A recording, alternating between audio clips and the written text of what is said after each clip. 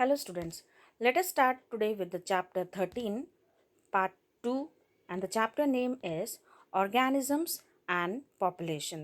And today's subheading what we are studying is, the heading is Abiotic Factors. So ಇವತ್ತು ಏನು study ಮಾಡ್ತಾ ಇದ್ದೀವಿ ಅಂತಂದರೆ ಅಬಯೋಟಿಕ್ ಫ್ಯಾಕ್ಟರ್ಸ್ ಅಂತ ಒಂದು ಸಬ್ಹೆಡಿಂಗ್ ಸ್ಟಡಿ ಮಾಡ್ತಾ ಇದ್ದೀವಿ.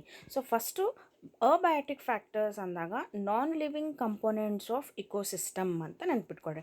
ಬಯೋಟಿಕ್ ಫ್ಯಾಕ್ಟರ್ಸ್ ಅಂದಾಗ ಲಿವಿಂಗ್ ಕಂಪೋನೆಂಟ್ಸ್ ಆಫ್ ಇಕೋಸಿಸ್ಟಮ್ ಅಂತ ಬರುತ್ತೆ. ಸೊ ಇದರಲ್ಲಿ ನಾವು ಏನು ಸ್ಟಡಿ ಮಾಡ್ತೀವಿ ಇದರಲ್ಲಿ ಅಂದರೆ first abiotic factor is temperature, second abiotic factor is water, third abiotic factor is light and the fourth abiotic factor is soil. So ಇವು ನಾಲ್ಕು ಏನಿದೆ ಅಂತಂದರೆ non living components of ecosystem ಅಂತ ಕನ್ಸಿಡರ್ ಆಗುತ್ತೆ. ಸೊ ಇದು ಒಂದು ಇಮೇಜ್ ಇದೆ. So first ಒಂದು ಸ್ಟಡಿ ಮಾಡೋಣ ಈಗ ಅಬಯೋಟಿಕ್ ಫ್ಯಾಕ್ಟರ್ನಲ್ಲಿ. The first abiotic factor what we are studying is temperature. So ಇಲ್ಲಿ the most ecologically relevant environmental factor ಅಂತ ಕನ್ಸಿಡರ್ ಆಗುತ್ತೆ. ಸೊ ಏನಂತ ಹೇಳ್ತಾ ಇದ್ದಾರೆ, ಫಸ್ಟ್ ಪಾಯಿಂಟು ಎಕೊಲಾಜಿನಲ್ಲಿ ಸ್ಟಡಿ ಮಾಡ್ತಾ ಇರುವಾಗ ಎಲ್ಲಕ್ಕಿಂತ ಏನಿದೆ ಅಂತಂದರೆ ಕಾಮನ್ಲಿ ಡಿಸ್ಕಸ್ ಆಗೋಂಥ ಫ್ಯಾಕ್ಟರ್ ಯಾವುದು ಅಂತಂತಂದರೆ temperature. So the average temperature on the land vary seasonally. So ಇಲ್ಲೇನಾಗ್ತಾ ಇದೆ, ನಾರ್ಮಲಿ ಏನಿದೆ ಅಂತಂದರೆ ಟೆಂಪ್ರೇಚರು ಸೀಸನ್ ವೈಸು ಚೇಂಜ್ ಆಗ್ತಾ ಬರುತ್ತೆ. ಸಮ್ಮರ್ ಸೀಸನಲ್ಲಿ ಒಂದು ಟೆಂಪ್ರೇಚರ್ ಇರುತ್ತೆ, ವಿಂಟರ್ ಸೀಸನಲ್ಲಿ ಒಂದು ಟೆಂಪ್ರೇಚರ್ ಇರುತ್ತೆ, ರೇನಿ ಸೀಸನ್ ಬಂದಾಗ ಒಂದು ಟೆಂಪ್ರೇಚರ್ ಇರುತ್ತೆ. ಸೊ ಸೀಸನಲ್ಲಿ ಏನಿದೆ ಅಂದರೆ ಟೆಂಪ್ರೇಚರ್ ಚೇಂಜ್ ಆಗ್ತಾ ಇರುತ್ತೆ. It gradually decreases from the equator. ಈ ಪಾಯಿಂಟು ಈಗ ಇದು ಭೂಮಿ ಇದೆ ಹೌದಾ. ಸೊ ಈ ಭೂಮಿ ಅಂದರೆ ಈಕ್ವೇಟರ್ ಎಲ್ಲಿ ಬರುತ್ತೆ ಅಂತಂದರೆ ಇದು ಈಕ್ವೇಟರ್ ಇದೆ and it decreases from the equator towards poles ಅಂತ ಹೇಳ್ತಾ ಇದ್ದಾರೆ. ಪೋಲ್ಸ್ ಅಂದಾಗ ಇದು ಬರುತ್ತೆ. ಸೊ ಅವ್ರು ಹೇಳೋ ಪ್ರಕಾರ ಟೆಂಪ್ರೇಚರ್ ಏನಿದೆ ಅಂತಂದರೆ ಈಕ್ವೇಟರ್ಲಿಂದ ಪೋಲ್ಸ್ವರೆಗೂ ಡಿಕ್ರೀಸ್ ಆಗ್ತಾ ಬರುತ್ತೆ. ಯಾಕಂದರೆ ಸೂರ್ಯನ ಕಿರಣಗಳು ಏನಿದೆ ಅಂದರೆ ಈಕ್ವೇಟರ್ ಹತ್ರ ಜಾಸ್ತಿ ಇರುತ್ತೆ. ಸೊ ಹಾಗಾಗಿ ಈಕ್ವೇಟರ್ ಹತ್ರ ಟೆಂಪ್ರೇಚರ್ ಜಾಸ್ತಿ ಇರುತ್ತೆ. ಸೊ ಆಮೇಲೆ ಏನಿದೆ ಅಂತಂದರೆ ಪೋಲ್ಸಿಗೆ ಬಂದಾಗ ಏನಿದೆ ಅಂತಂದರೆ the temperature will start decreasing.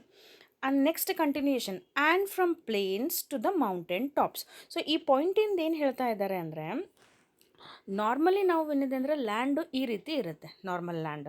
So ಇಲ್ಲಿ ಟೆಂಪ್ರೇಚರ್ ಏನಿರುತ್ತೆ ಮೇಲೆ ಹೋದಾಗೆ ಏನು ಮೌಂಟೇನ್ ಟಾಪ್ಸ್ ಈ ರೀತಿ ಹೋದಾಗೆ ಇಲ್ಲಿ ಟೆಂಪ್ರೇಚರ್ ಏನಿದೆ ಅಂತಂದರೆ ನೆಗೆಟಿವ್ ಆಗಿರುತ್ತೆ, ಬರ್ತಾ ಬರ್ತಾ ಏನಿದೆ ಅಂದರೆ ಕಮ್ಮಿ ಆಗ್ತಾ ಬರುತ್ತೆ.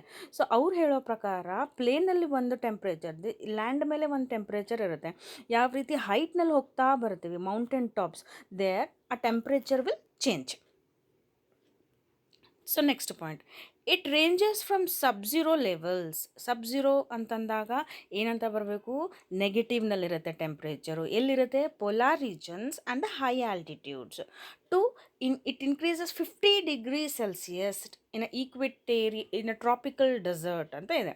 ಸೊ ಇಲ್ಲೇನಾಗ್ತಾ ಇದೆ, ಟೆಂಪ್ರೇಚರ್ ಯೂಶ್ವಲಿ ಏನಿದೆ ಅಂತಂದರೆ ನೆಗೆಟಿವ್ ಆಗಿರುತ್ತೆ. ಎಲ್ಲಿ ನೆಗೆಟಿವ್ ಆಗಿರುತ್ತೆ, in the polar regions and also in the high altitude like mountain tops ಆಗಿರ್ಬೋದು ಅವ್ರ ಹಿಮಾಲಯಾಸ್ ಆಗಿರ್ಬೋದು. ಇಲ್ಲೆಲ್ಲ ಏನಿದೆ ಅಂತಂದರೆ ಟೆಂಪ್ರೇಚರು ನೆಗೆಟಿವ್ ಆಗಿರುತ್ತೆ. ಆಮೇಲೆ ಏನಿದೆ ಅಂತಂದರೆ ಇನ್ಕ್ರೀಸ್ ಆಗುತ್ತೆ, ನೆಗೆಟಿವ್ಲಿಂದ 50 ಡಿಗ್ರಿ ಸೆಲ್ಸಿಯಸ್ವರೆಗೂ ಏನಿದೆ ಅಂದರೆ ಡೆಸರ್ಟ್ನಲ್ಲಿ ಇನ್ಕ್ರೀಸ್ ಆಗುತ್ತೆ ಅಂತ ಹೇಳ್ತಾ ಇದ್ದಾರೆ.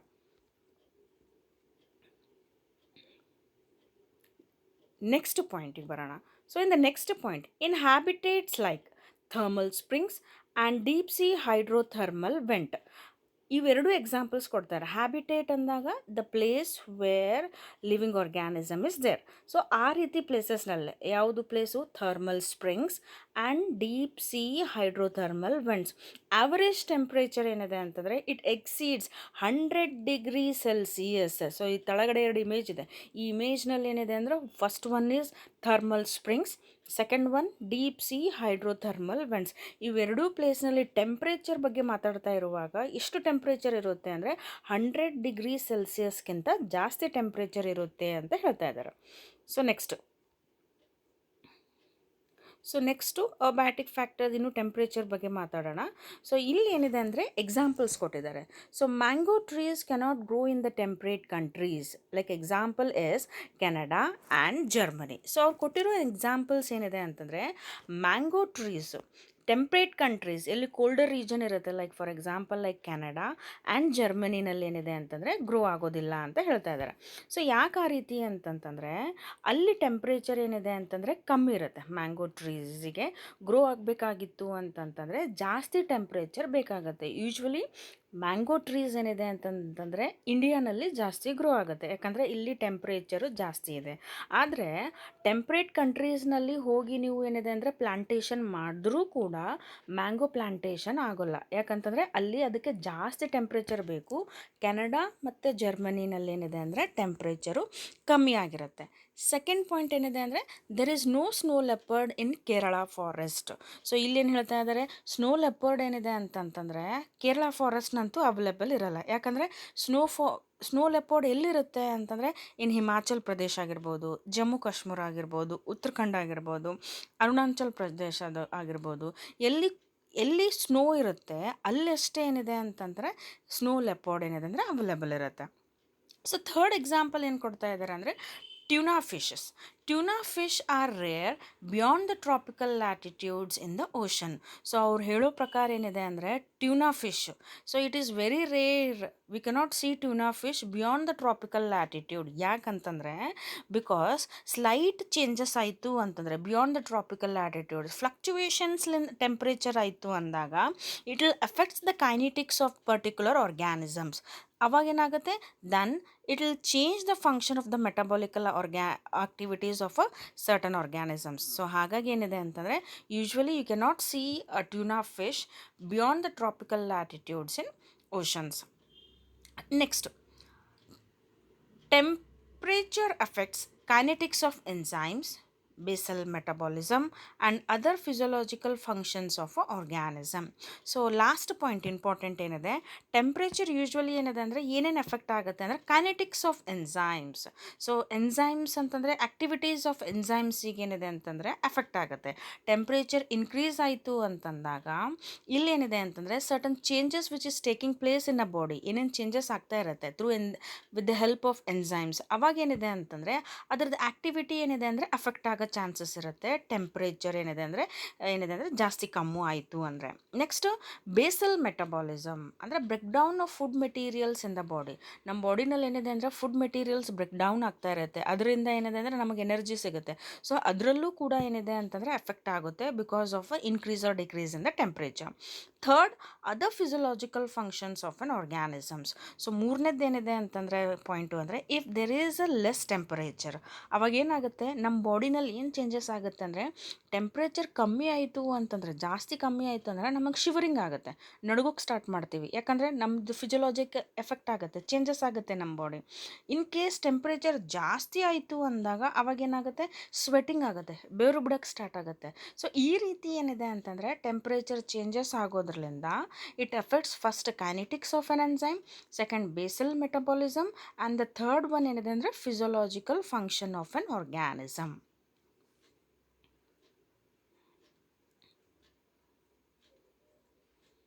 So next point regarding a temperature. Based on the range of thermal tolerance, organisms are two types. The first one is eurythermal, second one is stenothermal. So first one ಮಾತಾಡೋಣ, eurythermal. They can tolerate and thrive a wide range of temperature.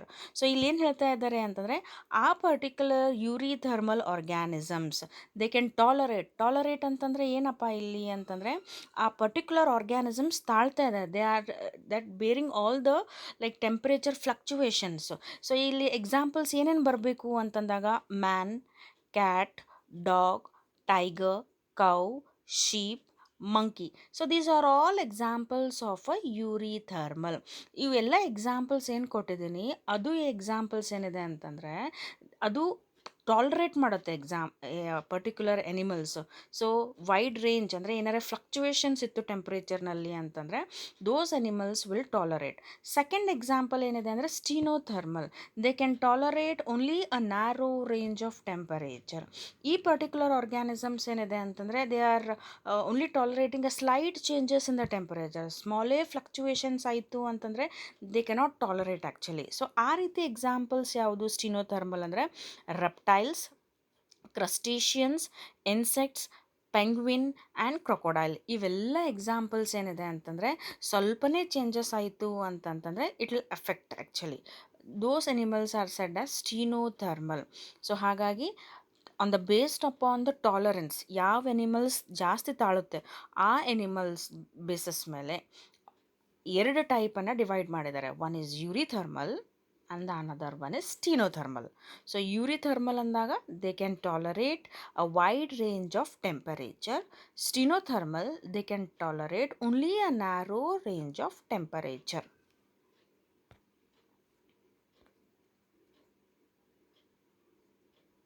So next heading ಬರೋಣ. ಇವಾಗ ಒಂದು abiotic factor complete ಆಯಿತು, that is temperature. The next abiotic factor is water. So next to the temperature, water is the most important factor influencing the life of organisms ಅಂತ ಹೇಳ್ತಾ ಇದ್ದಾರೆ. So ಏನಂತ ಹೇಳ್ತಾ ಇದ್ದಾರೆ, ಎಲ್ಲಕ್ಕಿಂತ ಫಸ್ಟ್ ಡಿಸ್ಕಸ್ ಮಾಡ್ತಕ್ಕಂಥ topic ಏನಿದೆ ಅಂತಂದರೆ ಎನ್ವಿರಾನ್ಮೆಂಟಲ್ ಫ್ಯಾಕ್ಟರ್ ಬಗ್ಗೆ ಅಂತಂದರೆ ಯಾವುದಪ್ಪ ಅಂದರೆ ಟೆಂಪ್ರೇಚರ್ ಇತ್ತು, ಯಾಕಂದರೆ ಅದೇ ಎಲ್ಲಕ್ಕಿಂತ ಜಾಸ್ತಿ ಡಿಸ್ಕಸ್ ಆಗೋದಿದೆ. ಸೊ ಸೆಕೆಂಡ್ ಯಾವುದು ಇಂಪಾರ್ಟೆಂಟ್ ಟಾಪಿಕ್ ಡಿಸ್ಕಸ್ ಮಾಡೋದು ಅಬಯೋಟಿಕ್ ಫ್ಯಾಕ್ಟರ್ಸ್ನಲ್ಲಿ ಅಂತಂದರೆ ಟೆಂಪ್ರೇಚರ್ ಅಂತ ಹೇಳ್ತಾ ಇದ್ದಾರೆ. So life on the earth originated in water. So ನಮಗೆ ಗೊತ್ತಿರೋ ಪ್ರಕಾರ ಏನಿದೆ ಅಂತಂದರೆ ಭೂಮಿ ಮೇಲೆ ಲೈಫ್ ಒರಿಜಿನೇಟ್ ಆಗಿರೋದೇನಿದೆ ಅಂತಂದರೆ ನೀರಲ್ಲಿ ಒರಿಜಿನೇಟ್ ಆಗಿದೆ ಅಂತ ಹೇಳ್ತಾ ಇದ್ದಾರೆ.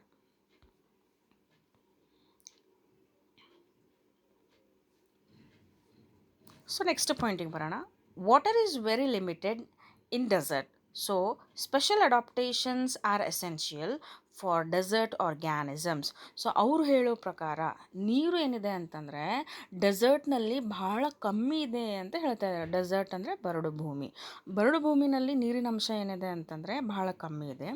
ಆದರೂ ಕೂಡ ಏನಿದೆ ಅಂದರೆ ಸ್ಪೆಷಲ್ ಅಡಾಪ್ಟೇಷನ್ ಇರ್ತಕ್ಕಂಥ ಕೆಲವೊಂದು ಪ್ಲ್ಯಾಂಟ್ಸು, ಕೆಲವೊಂದು ಎನಿಮಲ್ಸು ಆ ರೀತಿ ಹ್ಯಾಬಿಟೇಟ್ನಲ್ಲಿ ಸರ್ವೈವ್ ಆಗ್ತಾ ಇದೆ. ಫಾರ್ ಎಕ್ಸಾಂಪಲ್ ಪ್ಲ್ಯಾಂಟ್ನಲ್ಲಿ ಕ್ಯಾಕ್ಟಸ್, ಎನಿಮಲ್ಸ್ನಲ್ಲಿ ಕ್ಯಾಮಲ್. ಇವೆರಡೂ ಎನಿಮಲ್ಸ್ ಏನಿದೆ ಅಂತಂದರೆ ಈ ರೀತಿ ಬರಡು ಭೂಮಿನಲ್ಲಿ ಏನಿದೆ ಅಂತಂದರೆ ಸರ್ವೈವ್ ಆಗಿ ಆಮೇಲೆ ಏನಿದೆ ಅಂತಂದರೆ they R undergoing the reproduction also.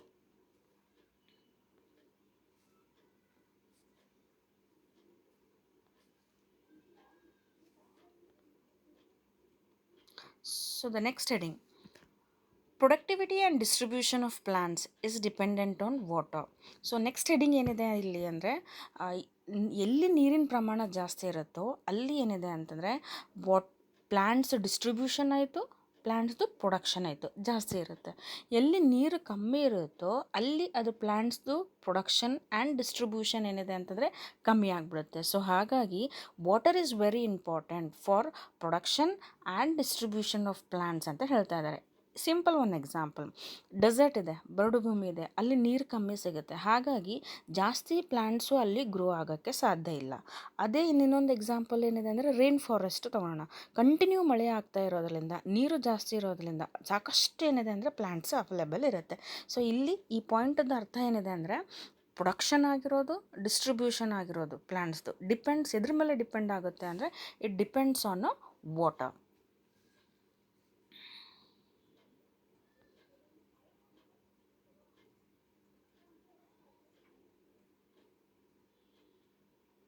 For aquatic organisms, the quality of water is important.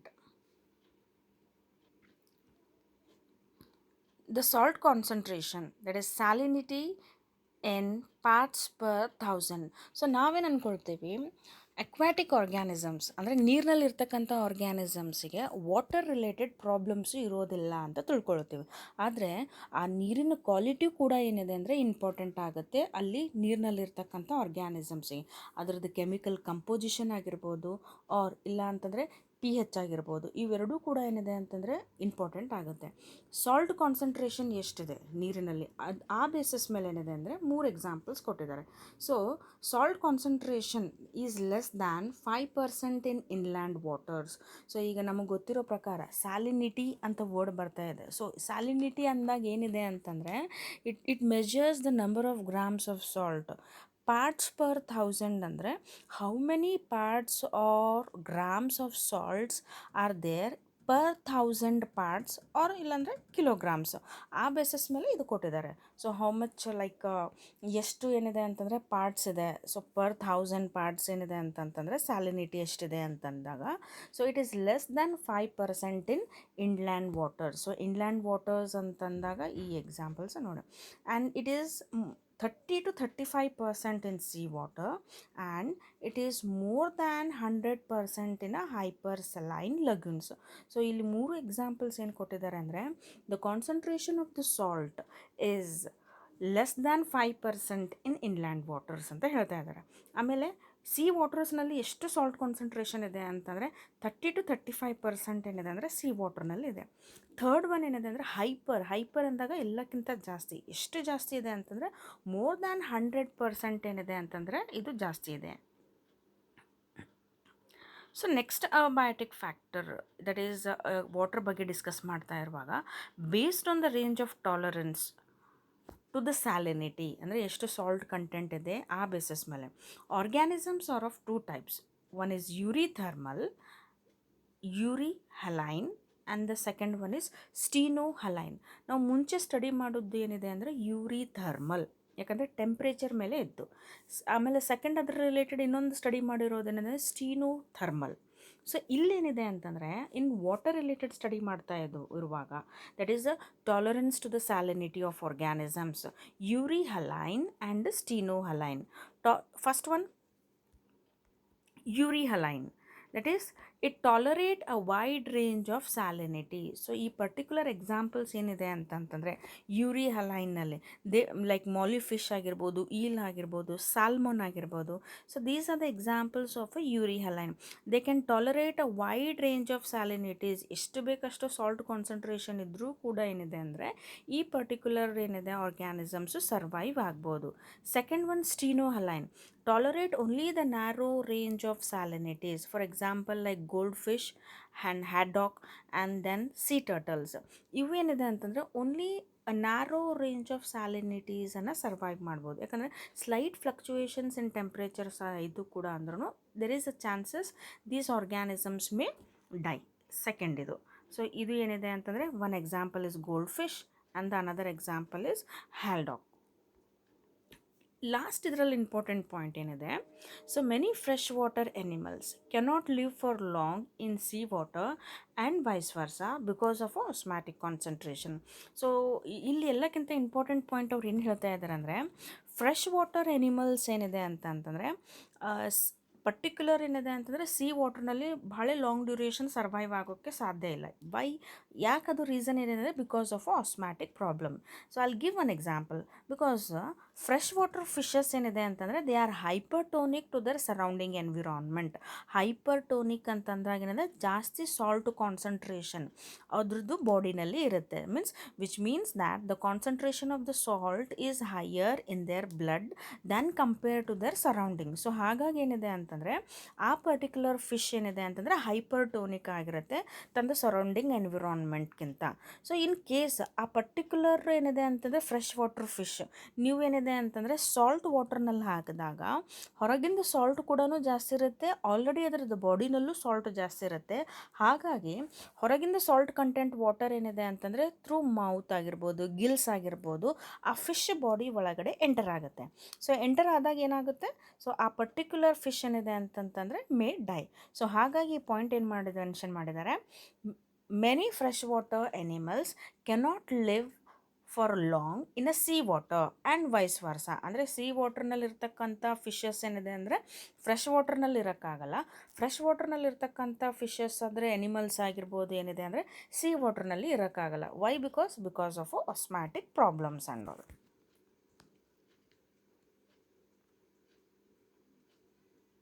So ಈಗ ಎರಡು ಅಬಯಾಟಿಕ್ ಫ್ಯಾಕ್ಟರ್ಸ್ ಕಂಪ್ಲೀಟ್ ಆಯಿತು. One is temperature and the next one is water. The third abiotic factor ಏನಿದೆ ಅಂತಂತಂದರೆ light. So plant need light for photosynthesis. So ನಮಗೆಲ್ಲರಿಗೂ ಗೊತ್ತಿದೆ plants ಏನಿದೆ ಅಂತಂದರೆ sunlight ಬೇಕಾಗುತ್ತೆ ಪ್ಲ್ಯಾಂಟ್ಸಿಗೆ. ಸೊ ಫಾರ್ ವಾಟ್ ಪರ್ಪಸ್ ಅಂತಂದರೆ ಫೋಟೋಸಿಂಥಸಿಸ್. ಫೋಟೋ ಅಂತಂದರೆ ಲೈಟ್, ಸಿಂಥಸಿಸ್ ಅಂತಂದರೆ the prepare there food. So ಏನಿದೆ ಅಂತಂದರೆ ಒಂದು ಪ್ಲ್ಯಾಂಟ್ ಇದೆ ಅಂತಂದರೆ ಆ ಪ್ಲ್ಯಾಂಟು ತನ್ನ ಫುಡ್ಡನ್ನು ಪ್ರಿಪೇರ್ ಮಾಡಬೇಕಾಗಿತ್ತು ಅಂದರೆ ಸನ್ಲೈಟ್ ಬೇಕಾಗುತ್ತೆ, ಹೌದಾ? ಸೊ ಅದ್ರ ಜೊತೆಗೆ ಏನಿದೆ ಅಂತಂತಂದರೆ ಆ ಪರ್ಟಿಕ್ಯುಲರ್ ಪ್ಲ್ಯಾಂಟಿಗೆ ಏನಿದೆ ಅಂತಂತಂದರೆ ಫೋಟೋಸಿಂಥಸಿಸ್ ಆ್ಯಕ್ಟಿವಿಟಿ ಆಗುತ್ತೆ. ಸ್ಮಾಲ್ ಫಾರೆಸ್ಟ್ ಪ್ಲ್ಯಾಂಟ್ಸ್, ಈಗ ಪರ್ಟಿಕ್ಯುಲರ್ ಒಂದು ಫಾರೆಸ್ಟ್ನಲ್ಲಿ ಚಿಕ್ಕ ಚಿಕ್ಕದು plants like herbs and shrubs are adapted to photosynthesize optimally under a low light because they are shadowed by a tall canopied trees. So ನಾವು ನೀವೇನಿದೆ ಅಂದರೆ right ಸೈಡ್ನಲ್ಲಿ ಒಂದು forest ನೋಡ್ಬೋದು. ಎಲ್ಲ ದೊಡ್ಡ ದೊಡ್ಡ ಪ್ಲ್ಯಾಂಟ್ಸ್ ಇದ್ದಾಗ ಚಿಕ್ಕ ಚಿಕ್ಕದು ಪ್ಲ್ಯಾಂಟ್ಸ್ ಹರ್ಬ್ಸ್ ಆ್ಯಂಡ್ ಶರ್ಬ್ಸ್ ಒಂದು ಫಾರೆಸ್ಟ್ನಲ್ಲಿ ಡೈರೆಕ್ಟ್ ಸನ್ಲೈಟ್ ಅವೈಲೇಬಲ್ ಇರಲ್ಲ. ಸೊ ಹಾಗಾಗಿ ಲೋ ಲೈಟ್ ಇರುತ್ತೆ, ಕಮ್ಮಿ ಲೈಟ್ ಇರುತ್ತೆ. ಆ ಕಮ್ಮಿ ಲೈಟ್ನಲ್ಲೂ ಕೂಡ ಏನಿದೆ ಅಂದರೆ ಆ ಪರ್ಟಿಕ್ಯುಲರ್ ಪ್ಲ್ಯಾಂಟ್ ಏನಿದೆ ಅಂತಂದರೆ ಫುಡ್ಡನ್ನು ಪ್ರಿಪೇರ್ ಮಾಡುತ್ತೆ. That is photosynthesize optimally under low light because they are overshadowed by tall canopy trees. ಯಾಕೆ ಆ ರೀತಿ ಅಂತ ಹೇಳ್ತಾ ಇದ್ದಾರೆ ಅಂದರೆ ಓವರ್ಶ್ಯಾಡೋಡ್ ಇಲ್ಲಿ ಅರ್ಥ ಏನದು ಅಂತಂದರೆ ಆ ಪರ್ಟಿಕ್ಯುಲರ್ ದೊಡ್ಡ ಟ್ರೀಸ್ ಏನಿದೆ ಅಂತಂದರೆ ಮರೆ ಆಗಿಬಿಡುತ್ತೆ ಆ ಚಿಕ್ಕ ಚಿಕ್ಕದು herbs and ಶರ್ಬ್ಸಿಗೆ.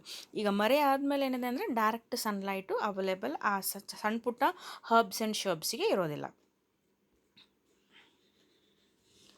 Next abiotic factor ಏನು ಪಾಯಿಂಟ್ ಏನಿದೆ ಅಂತಂದರೆ, so many plants depend on sunlight for photoperiodism. ಈಗ ನಮಗೆ ಗೊತ್ತಿರೋ ಪ್ರಕಾರ ಫೋಟೋ ಅಂದರೆ ಲೈಟ್, ಪಿರಿಯೋಡಿಸಮ್ ಅಂತಂದರೆ ಡ್ಯೂರಿಯೇಷನ್. ಸೊ ಯಾಕಂದರೆ ಫ್ಲವರಿಂಗ್ ಆಗಬೇಕಾಗಿತ್ತು ಪ್ಲ್ಯಾಂಟ್ಸ್ನಲ್ಲಿ ಅಂತಂದರೆ it depends upon the light. So ಎರಡು ಎಕ್ಸಾಂಪಲ್ಸ್ ಕೊಟ್ಟು ಎಕ್ಸ್ಪ್ಲೇನ್ ಮಾಡ್ತಾ ಇದ್ದೀನಿ. ಫೋಟೋ ಪಿರಿಯೋಡಿಸಮ್, ಫೋಟೋ ಅಂದಾಗ ಲೈಟ್ ಇದೆ. So short day plants, long day plants. ನಮಗೆ ಗೊತ್ತಿರೋ ಪ್ರಕಾರ ಕೆಲವೊಂದು ಮಂತ್ನಲ್ಲಿ ಏನಿದೆ ಅಂತಂದರೆ ಡೇ ಲಾಂಗ್ ಆಗಿರುತ್ತೆ, ನೈಟು ಶಾರ್ಟ್ ಆಗಿರುತ್ತೆ. ಸೊ ಅವಾಗೇನಾಗುತ್ತೆ ಅಂತಂತಂದರೆ ಡೇ ಲಾಂಗ್ ಇದ್ದಾಗ ಲಾಂಗ್ ಡೇ ಪ್ಲ್ಯಾಂಟ್ಸ್ ಅಂತ ಹೇಳ್ತೀವಿ. ಸೊ ಡೇ ಶಾರ್ಟ್ ಇದ್ದಾಗ ನೈಟ್ ಲಾಂಗ್ ಆಗಿರುತ್ತೆ. ಸೊ ಆವಾಗ ಆ ರೀತಿ ಪ್ಲ್ಯಾಂಟ್ಸನ್ನು ಶಾರ್ಟ್ ಡೇ ಪ್ಲ್ಯಾಂಟ್ಸ್. ಕೆಲವೊಂದು ಪ್ಲ್ಯಾಂಟ್ಸು ಫ್ಲವರಿಂಗ್ ಆಗಬೇಕಾಗಿತ್ತು ಅಂತಂತಂದರೆ ಶಾರ್ಟ್ ಡೇ ಇತ್ತು ಅಂದಾಗ ಅವಾಗೇನಂತೀವಿ, ಅವಾಗ ಫ್ಲವರಿಂಗ್ ಆಗುತ್ತೆ, ಅದನ್ನು ಶಾರ್ಟ್ ಡೇ ಪ್ಲ್ಯಾಂಟ್ಸ್ ಅಂತ ಹೇಳ್ತೀವಿ.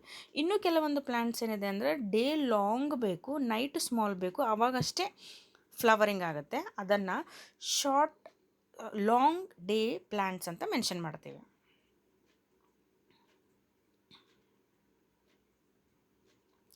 So many animals use diurnal and seasonal variations in light intensity and photoperiod for timing their foraging, reproductive and migratory activities. So ಇಲ್ಲಿ ಡೈಯೂರ್ನಲ್ ಅಂದಾಗ animals and birds they are active during the day time.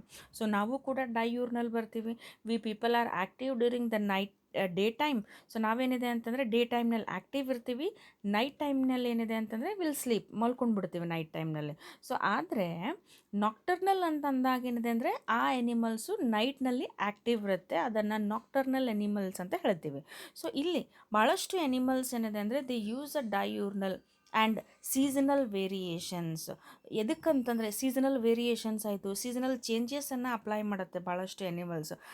For example like summer season ಬಂತು ಅಂದರೆ ಎಸ್ಟಿವೇಷನ್ನು, winter season ಬಂತು ಅಂದರೆ hibernation ಅಂತ ಹೇಳ್ತೀವಿ. So ಈ ರೀತಿ ಚೇಂಜಸ್ ಎನಿಮಲ್ಸ್ನಲ್ಲಿ ಆಗುತ್ತೆ. ಈ ಹೆಡ್ಡಿಂಗ್ಸ್ ಬಗ್ಗೆ ಮತ್ತೆ ಕೆಲವೊಂದು ಕಡೆ ಎಕ್ಸ್ಪ್ಲನೇಷನ್ ಇದೆ, ನಾನು ನಮ್ಮ ಚಾಪ್ಟರ್ನಲ್ಲಿ ಅವಾಗ ಮಾಡ್ತೀನಿ. So the light intensity and photo period for timing there foraging, that is search for food, reproductive and migratory activities. So migratory activities andaga animals and birds travel from one part of the world to the another at the same time every year ಏನದಂದರೆ birds same ಟೈಮ್ನಲ್ಲಿ ಒಂದು ಪ್ಲೇಸ್ಲಿಂದ ಇನ್ನೊಂದು ಪ್ಲೇಸ್ಗೆ ಏನಿದೆ ಅಂತಂದರೆ move ಆಗುತ್ತೆ, ಅದಕ್ಕೆ migratory activities ಅಂತ ಹೇಳ್ತೀವಿ. ಈ ಹೆಡ್ಡಿಂಗ್ ಬಗ್ಗೆ ಮತ್ತೊಂದು ಕಂಟೆಂಟ್ ಇದೆ, ಅಲ್ಲಿ ಡೀಪಾಗಿ ಸ್ಟಡಿ ಮಾಡೋಣ.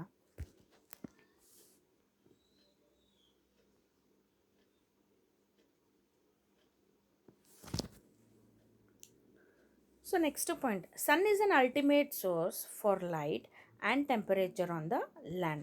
So ನಮಗೆ ಗೊತ್ತಿರೋ ಪ್ರಕಾರ sun is such a main source where will get a light and a temperature on the land. ನಮ್ಮ ಭೂಮಿಗೆ ಲೈಟು ಮತ್ತು ಟೆಂಪರೇಚರ್ ಸನ್ಲಿಂದ ಸಿಗುತ್ತೆ, ಹೌದಾ.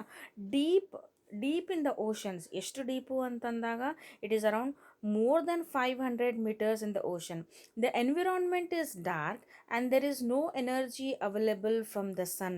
ಸೊ ಅವ್ರು ಈ ಪಾಯಿಂಟ್ ಏನು ಹೇಳ್ತಾ ಇದ್ದಾರೆ ಅಂತಂದರೆ ಓಷನ್ ಒಳಗಡೆ ನೀವು ಎಷ್ಟು ಡೀಪ್ ಹೋದಾಗ ಅಂದರೆ 500 ಮೀಟರ್ಸ್ ಡೀಪ್ ಹೋದಾಗ ಏನಿದೆ ಅಂದರೆ ಓಷನ್ನಲ್ಲಿ ಏನಿದೆ ಅಂತಂದರೆ ಡಾರ್ಕ್ ಆಗಿರುತ್ತೆ. Why it is dark? ಯಾಕಂದರೆ because there is no energy source which is available from the sun.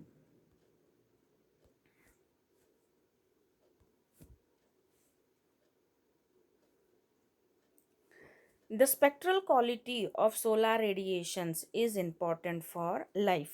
So ಈ ಪಾಯಿಂಟಿಂದ ಅರ್ಥ ಏನಿದೆ ಅಂತಂದರೆ, I'll repeat once again, the spectral quality of solar radiation is important for life ಅಂತ ಇದೆ. Y, ಯಾಕೆ light important ಇದೆ ಅಂತಂದರೆ, it provides for us, actually ನಮಗೇನದೆ ಅಂತಂದರೆ ಸ್ಪೆಕ್ಟ್ರಲ್ ಕ್ವಾಲಿಟಿ ಏನಿದೆ ಅಂದರೆ, it provides light and heat for earth and energy for photosynthesis. Particularly ಕೆಲವೊಂದು ಏನಿದೆ ಅಂತಂದರೆ ಸೋಲಾರ್ ರೇಡಿಯೇಷನ್ಸ್ ಇದೆ. Spectral quality of solar radiations, solar radiations ಅಂದಾಗ ಅಲ್ಟ್ರಾ ವೈಲೆಟ್ ರೇಡಿಯೇಷನ್ಸ್ ಆಗಿರ್ಬೋದು. ಅಲ್ ಶೋ ಯು ಹಿಯರ್. ಸೊ ಈಗ ಒಂದು ರೇಡಿಯೇಷನ್ಸ್ ಬಂದಾಗ ಏನಿದೆ ಅಂದರೆ ಅಲ್ಟ್ರಾ ವೈಲೆಟ್ ರೇಡಿಯೇಷನ್ಸ್ ಆಗಿರ್ಬೋದು, ಎಕ್ಸ್ರೇ ಆಗಿರ್ಬೋದು, ಗಾಮಾ ರೇಸ್ ಆಗಿರ್ಬೋದು, ವಿಸಿಬಲ್ ಲೈಟ್ ಆಗಿರ್ಬೋದು, ಇನ್ಫ್ರಾರೆಡ್ ರೇಸ್ ಆಗಿರ್ಬೋದು. ಇವೆಲ್ಲ ಏನಿದೆ ಅಂತಂದರೆ ಇಂಪಾರ್ಟೆಂಟ್ ಯಾಕೆ ಆಗುತ್ತೆ ರೇಡಿಯೇಷನ್ಸ್ ಅಂದರೆ, first it provides a light and heat. Next ಏನಿದೆ ಅಂತಂದರೆ it provides energy for photosynthesis. ಅಂದರೆ ಫುಡ್ಡು ಪ್ರಿಪೇರ್ ಮಾಡಬೇಕಾಗಿತ್ತು ಬೈ ಪ್ಲಾಂಟ್ಸ್ ಅಂದರೆ ಲೈಟ್ ಅವೈಲೇಬಲ್ ಆಗುತ್ತೆ, ಫೋಟೋಸಿಂಥಸಿಸ್ ಆ್ಯಕ್ಟಿವಿಟಿ ಆಗಬೇಕಾಗುತ್ತೆ. ಸೊ ಈ ರೇಡಿಯೇಷನ್ಸು ಭಾಳ ಇಂಪಾರ್ಟೆಂಟ್ ಇದೆ ಅಂತ ಹೇಳ್ತಾ ಇದ್ದಾರೆ. The U V components of a spectrum is harmful to many organisms. ನಮಗೆ ಗೊತ್ತಿರೋ ಪ್ರಕಾರ ಅಲ್ಟ್ರಾ ವೈಲೆಟ್ ರೇಡಿಯೇಷನ್ಸ್ ಏನಿದೆ ಅಂದರೆ ಹಾರ್ಮ್ಫುಲ್ ಇದೆ for many of the organisms. So not all the colour components of the visible spectrum, light ಏನು visible spectrum ಇದೆ ಎಲ್ಲ colour components ಏನಿದೆ ಅಂತಂದರೆ ಮರೈನ್ ಪ್ಲ್ಯಾಂಟ್ಸಿಗೆ ಅವೈಲೇಬಲ್ ಇರೋದಿಲ್ಲ ಅಂತ ನೆನ್ಪಿಟ್ಕೊಳ್ಳಿ. And the fourth abiotic factor ಈಗೇನು ಸ್ಟಡಿ ಮಾಡ್ತಾ ಇದ್ದೀವಿ ಅಂದರೆ the last one is soil. So first one we studied regarding temperature, next one is water, and the third one is light, and the last fourth one ಏನಿದೆ ಅಂದರೆ soil. The nature and the properties of the soil in different places vary. So ನಮಗೆ ಗೊತ್ತಿರೋ ಪ್ರಕಾರ ಏನಿದೆ ಅಂತಂದರೆ normal soil ಏನಿದೆ ಅಂದರೆ ಒಂದು ಪ್ಲೇಸ್ಲಿಂದ ಇನ್ನೊಂದು ಪ್ಲೇಸಿಗೆ ಏನಿದೆ ಅಂತಂದರೆ ವೇರಿ ಆಗುತ್ತೆ, ಅಂದರೆ ಚೇಂಜಸ್ ಆಗುತ್ತೆ. ಸೊ ಯಾಕಂತಂದರೆ ಭೂಮಿ ಬೇರೆ ಬೇರೆ ಇರುತ್ತೆ. ಲ್ಯಾಂಡ್ ಏನಿದೆ ಅಂತಂದರೆ ಒಂದು ಪ್ಲೇಸ್ನಲ್ಲಿ ಬೇರೆ ಆಗುತ್ತೆ, ಇನ್ನೊಂದು ಪ್ಲೇಸ್ನಲ್ಲಿ ಬೇರೆ ಆಗುತ್ತೆ.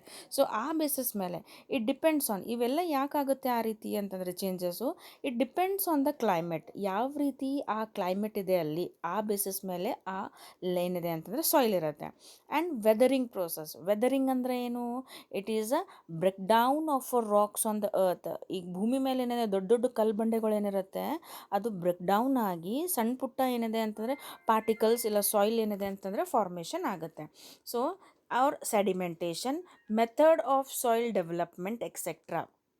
ಸೊ ಇಲ್ಲಿ ಪರ್ಟಿಕ್ಯುಲರ್ ಏನಿದೆ ಅಂತಂದರೆ ಸೆಡಿಮೆಂಟೇಷನ್ ಅಂತಂದಾಗ settling of heavy insoluble particles. So ಭಾಳಷ್ಟು ಏನಿದೆ ಅಂತಂದರೆ ಹೆವಿ ಪಾರ್ಟಿಕಲ್ಸು ಕೆಳಗಡೆ ಏನಿದೆ ಅಂತಂದರೆ ಸೆಟ್ಲ್ ಆದಾಗ ಅದನ್ನು ಸೆಡಿಮೆಂಟೇಷನ್ ಅಂತ ಹೇಳ್ತೀವಿ. Method of soil development. So ಏನಿದೆ ಅಂತಂದರೆ ಇಲ್ಲಿ particular, so different varieties of ಸಾಯಿಲ್ಸನ್ನು ನೋಡ್ತೀವಿ. ಕ್ಲೇ ಇದೆ, ಲೋಮ್ ಇದೆ, ಸ್ಯಾಂಡ್ ಇದೆ, ಸ್ಲಿಟ್ ಇದೆ. ಸೊ ಇವೆಲ್ಲ ಏನಿದೆ ಅಂತಂದರೆ ಡಿಫ್ರೆಂಟ್ ಸಾಯಿಲ್ ಯಾಕಿದೆ ಅಂತಂದರೆ based upon the climate or weathering process or sedimentation, ಅಂದರೆ ಹೆವಿ ಪಾರ್ಟಿಕಲ್ಸ್ ಇನ್ಸಾಲ್ಯುಬಲ್ ಪಾರ್ಟಿಕಲ್ಸ್ ಏನಿದೆ ಅಂದರೆ ಲ್ಯಾಂಡ್ ಮೇಲೆ ಸೆಟಲ್ ಆಗೋದು. Or it may be a method of soil development, ಯಾವ ರೀತಿ ಸಾಯಿಲ್ ಏನಿದೆ ಅಂದರೆ ಡೆವಲಪ್ಮೆಂಟ್ ಆಗಿದೆ ಆ ಬೇಸಿಸ್ ಮೇಲೆ ಆಗುತ್ತೆ.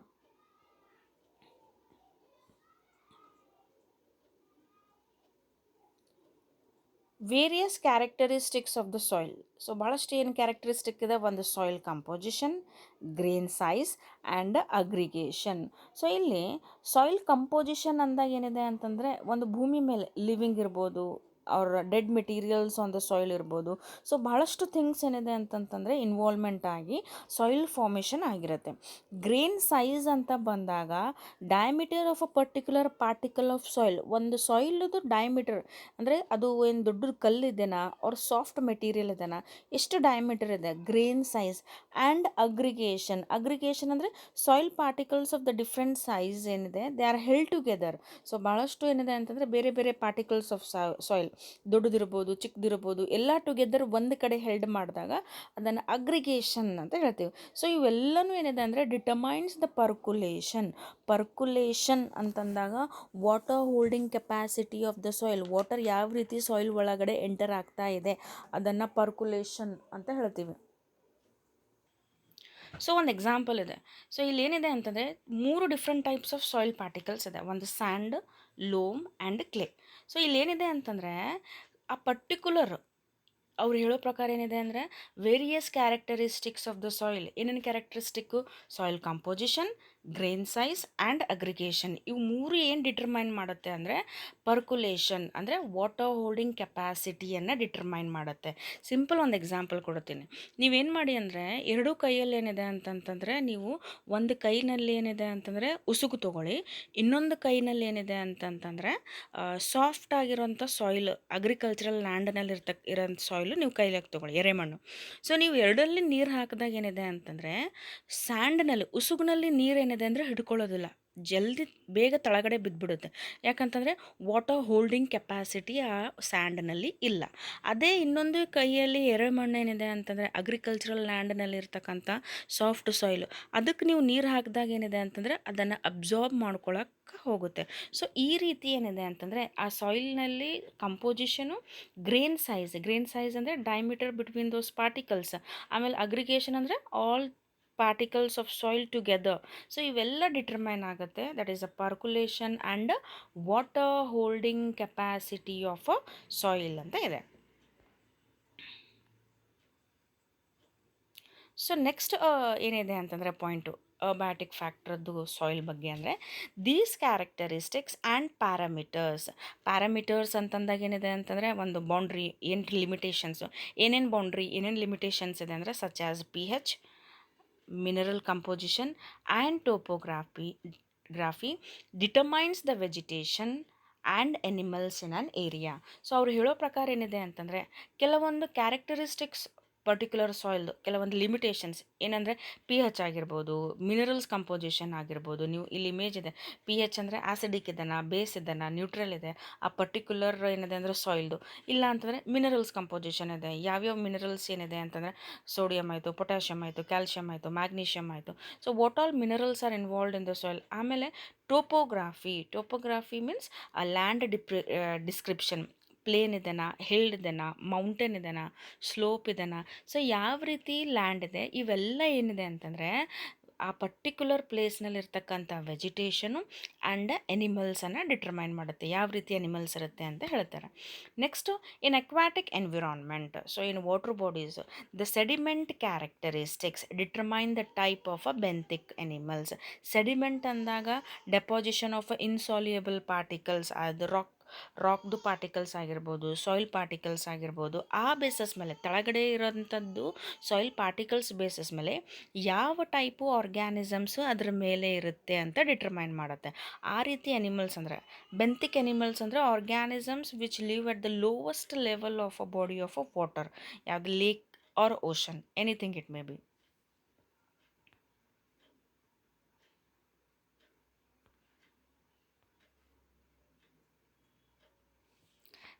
Thank you for watching this video. Let us discuss with the next topic in part 3.